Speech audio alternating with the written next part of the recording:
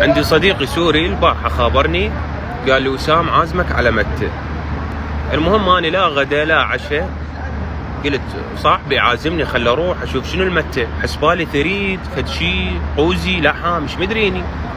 المهم رحت عليه كان يجيب لي اياها بكاسة. المهم قلت له وين الاكيل؟ قال لي هاي المتة اللي عازمك عليها. زين يابا اوكي ما اختلفت وياه، سكتت غلست الموضوع. خطتها كان اشربها هيجي بالاستكان، هي عباره عن مي وعشب ما اعرف شلون، لان هذول كلهم قاموا يضحكون علي. قلت لهم زين شلون تنشرب؟